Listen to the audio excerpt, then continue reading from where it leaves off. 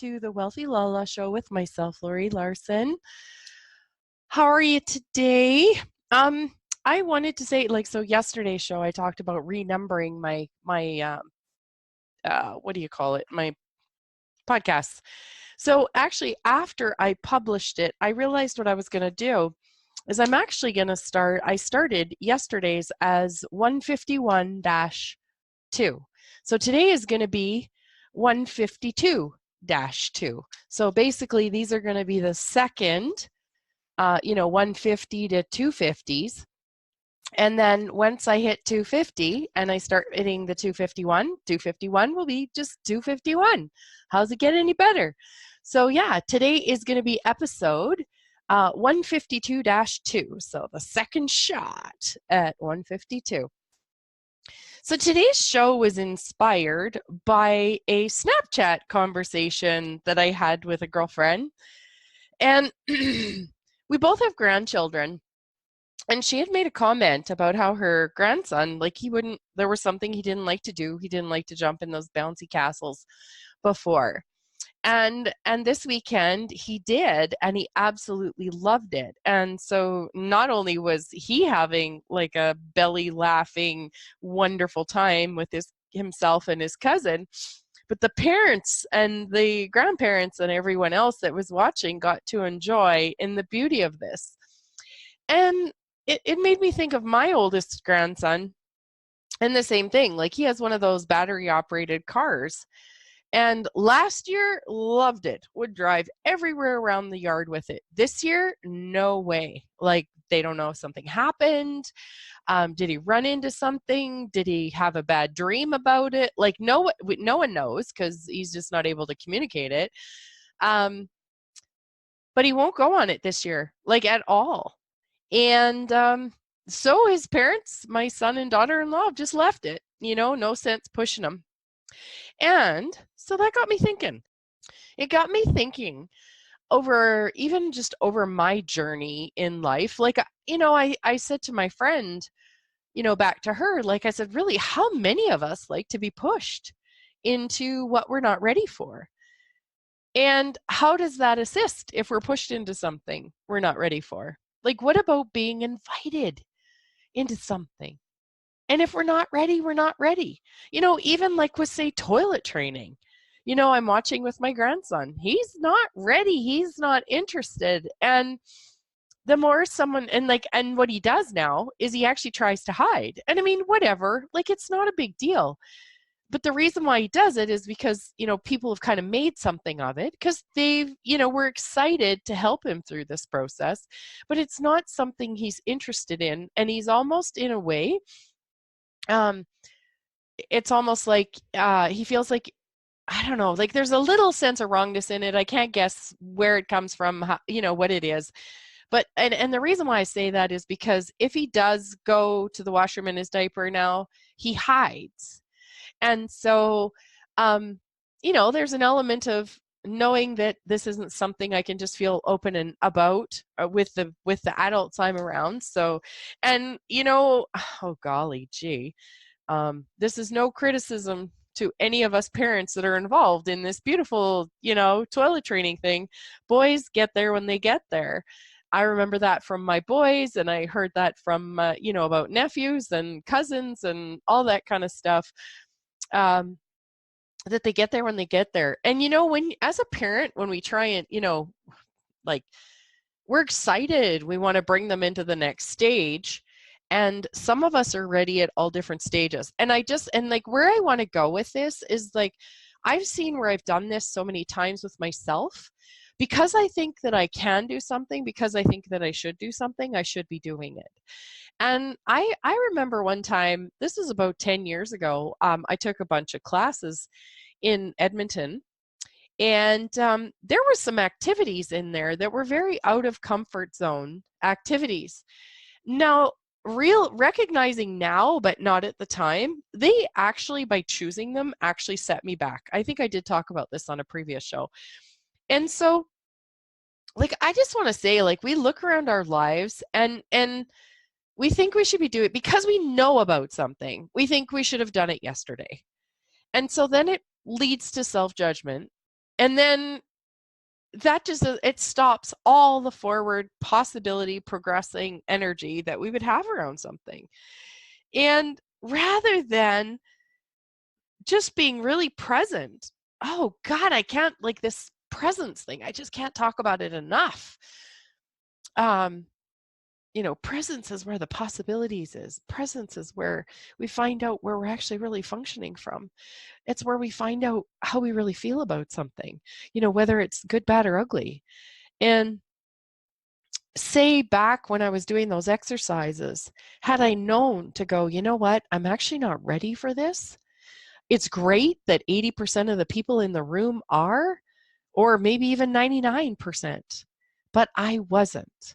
And where I was functioning from at that time, what it did was it actually increased like the fear, the shame, the discomfort, the discouragement that I was living in and from. And this isn't to like say that we can't ever push ourselves through something. But that's where that presence and that awareness comes in, that only we can really truly know when we're ready. And, and now's the time to say, okay, Laurie, let's put on those big girl panties and let's go for it. Whereas with another subject, it might be like, ooh, not quite ready yet. We can maybe do a little bit more, work on it, a little more being present with it, finding out what's actually going on with it, and just inviting ourselves to truly be present with what is actually going on. And, and even when you think about it, we look around, do you guys realize how easy it is for us to judge where someone else should or shouldn't be? And sometimes that's because we want to have them do it because we have our own agendas, our own points of view, our own conclusions, whatever they may be. And there, we could run the whole gamut here and talk an hour just about that, or, oh gosh, now I forget what I was going to say.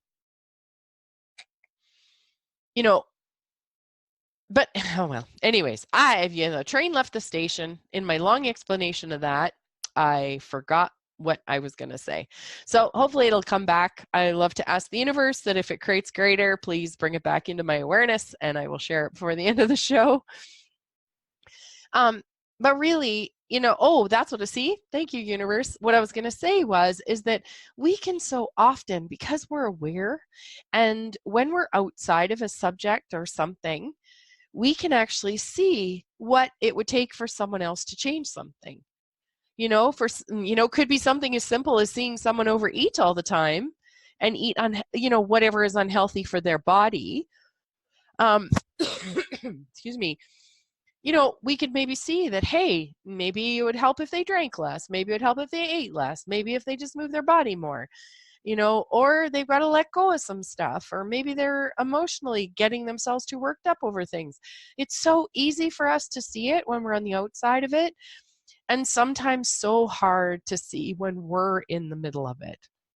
And what's really interesting too is so often we are triggered by the very thing within us that we've not healed.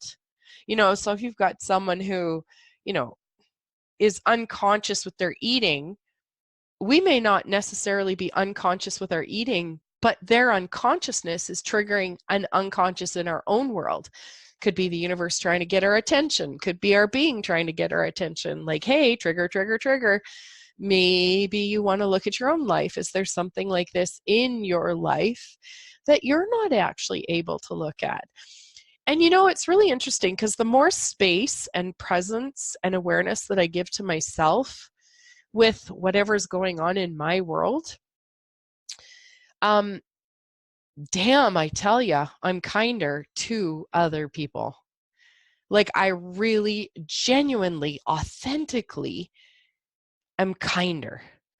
And isn't it interesting that the kinder I am to others is actually a reflection of the kindness that I'm choosing within myself? So I really, truly am so grateful for this. So after yesterday's show, if you guys are wondering how I made out, after choosing to not go with my kids, I was so fortunate. What I chose to do was lay down and do this beautiful meditation with connecting with my higher self. It's one that I found on YouTube. Then I found a set of, from someone else different, a set of affirmations with beautiful music to it. And I've been listening to some like that. And I love with YouTube because, you know, you listen to something and then it'll suggest something else to you. And I was so incredibly grateful because it suggested this other one.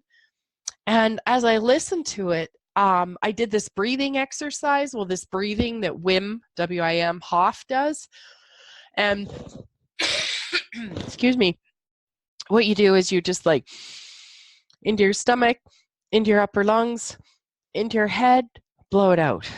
Into your stomach, upper lungs, head, blow it out. And you do that 30 times, and then you do it, and then you blow all the way out. You hold that for a minute, blow it, suck it in, or take a big breath in for like 15 seconds. And then you repeat that 3 times. And I'm finding what that's doing for me is I'm inviting in and allowing in an energy into my body. Like what I've discovered is that in me, for me, my response to life and the things that you know were created around me, and that what I ended up I contracted really, really bad. So it was like contracting my body and not allowing in energy and breath into the cells of my body and my limbs. And so I've been inviting in. And so I actually did that breathing while the affirmations were going, and just the music and the lady's voice for me, oh my God, it had such a beauty and a sweetness to it. And I would just love to see each of us be able to find so much more presence within ourselves, to know when we're ready, know when it's time to push us or push ourselves into something. Um, you know, even looking at my, you know, it was 20 years ago that I started taking all these different alternative classes, and you know, some people have got like a full-time business and they're off and running and doing it. And that's not something I've created yet. And when I look at it, it wasn't intended that way for me. But do you get how in this reality we can so easily judge ourselves when it doesn't look like we think it should? So you should start a business, and your business should be successful within 3, 6, 9 months or a year. And not even allowing ourselves to see what contribution it was, that it took a little bit more time, or it was information that I wasn't just sharing for myself. Like the amount of times that I will learn something and then I'll go somewhere and I'll have a conversation with someone, and they'll say, you know, I was wondering about this, blah, blah, blah. And I'll be like, hey, and I pass that information on. Like my contribution to the world has not looked the same as someone else. And yet I did put a lot of self-judgment on myself. And I know others judged me too for what didn't look like whatever we thought a business should be.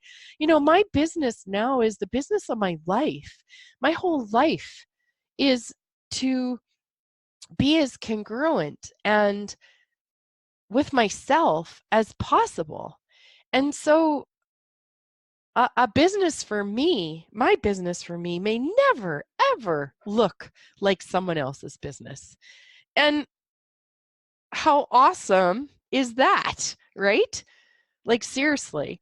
And you know, you can get it. Like, you think of these kids and they want to go jump on or they don't want to go jump on a jumpy house just because we've decided it's fun and we know that they're not going to get hurt or something. You know, what if they have an awareness? What if they know something about themselves and their lives, and that day is not a good day to jump on a jumpy house or to drive, you know, be on one of those little cars? Like, what if they actually know something? You know, how often do we assume that kids don't know because they're little? Crap, those buggers have more awareness of their realities than we've done. It was really interesting. I was listening to something with Greg Braden today.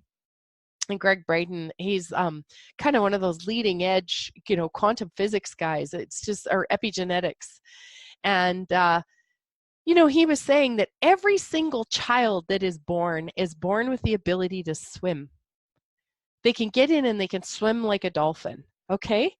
And you know what? He said, but by the time they're, a little bit old, almost every one of them is afraid or hesitant to swim to a certain extent. And then we got to teach them how to swim. They got to have swimming lessons. And he said, but if you think about it, what ends up happening is parents, every time a kid goes near water, whether it's in the toilet, whether it's in the tub, whether it's a body of water in the yard or whatever, or at the lake, parents freak out about it. And so kids, because they're such incredible sponges, and they're actually living in, I think it's the alpha state of, what do you call it, brainwave state. They literally just take in our projections and our ideas and our beliefs like through a non-filter. It's like, they just take it in. And some don't and some do, and it totally depends on the kid and stuff like that. But you can see where this big fear comes around. Anyways, so just looking at that, like, does what a kindness it is for us, for ourselves, and for the littles in our lives, that we're able to be as much space as possible to let ourselves be ready to be ready to be ready when we're ready, and the sweetness that is. So anyways, on that note, I'm going to sign off for today. Thank you so much for listening, you guys. Big hugs. Have an amazing rest of your day. And thank you, thank you, thank you.